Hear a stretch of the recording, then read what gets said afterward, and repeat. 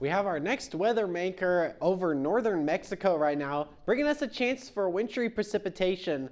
With that, the National Weather Service has issued a winter weather advisory for our entire viewing area, from Comanche over to Colorado City Junction up to Benjamin.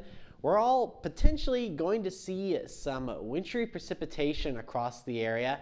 Already seeing a little bit being picked up on radar right now. Given how dry it is, I would be shocked if most of it was reaching the ground. Most of us not going to be seeing anything right now. Maybe a flurry or two between Baird and Albany over towards Breckenridge, west of Colorado City towards Big Spring, and some wintry mix in southern portions of Crockett County, south of Interstate 10 and Ozona. This version of Timecast showing mostly going to be staying clear until early Thursday morning. Now, keep in mind, this is one computer model, and as a wise man once observed, all models are wrong, but some are useful. As meteorologists, we take these weather models as guidance to see what could potentially be going on Thursday at 7 o'clock. This version of Timecast showing pretty widespread wintry precipitation across the area. Could potentially be seeing some freezing rain and sleet across the area. I'm not expecting widespread large accumulation, but any accumulation we see, especially over bridges and overpasses, could lead to some hazardous driving conditions. Honestly, probably wouldn't be the worst idea in the world to avoid driving out on the roads Thursday morning unless you absolutely have to. If you do though, make sure you give yourself some extra time and give other cars on the road more space than you would normally. Thursday afternoon will be rising above that freezing mark in the Concho Valley. That'll allow a little bit of rain to mix in with sleet and snow in portions of the big country. Once that sun sets for your Thursday evening, we'll start to see more of a transition to sleet and snow across the area. And I think that's going to be the best shot at some snow in the Concho Valley, with a pretty good shot at some snow in the big country as well.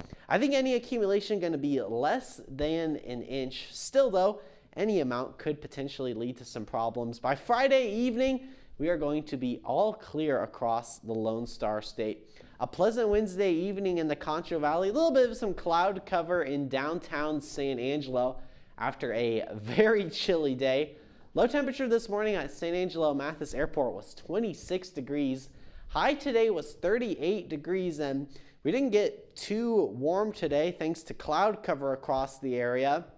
Been keeping a close eye on those temperatures because with these wintry precipitation forecasts, a little bit of a change in temperature leads to a big change in wintry precipitation, because it's when you're right on the thrust of those phase changes of water between liquid rain, freezing rain, sleet, and snow. It's all this complications that make winter weather forecasting so fun, being sarcastic of course, but it's what we as meteorologists do to help keep people safe. In the 30s right now, 34 Brownwood, Breckenridge, 37 in Abilene, 35 in San Angelo.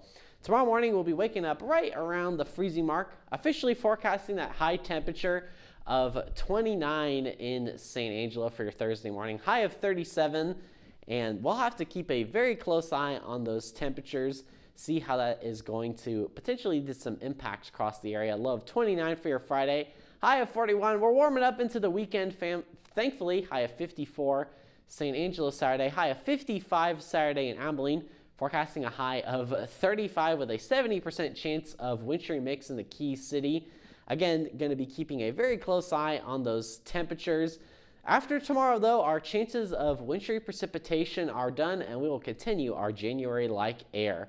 And remember, for your latest weather updates, you can always find them by following me on social media. Bert, back to you.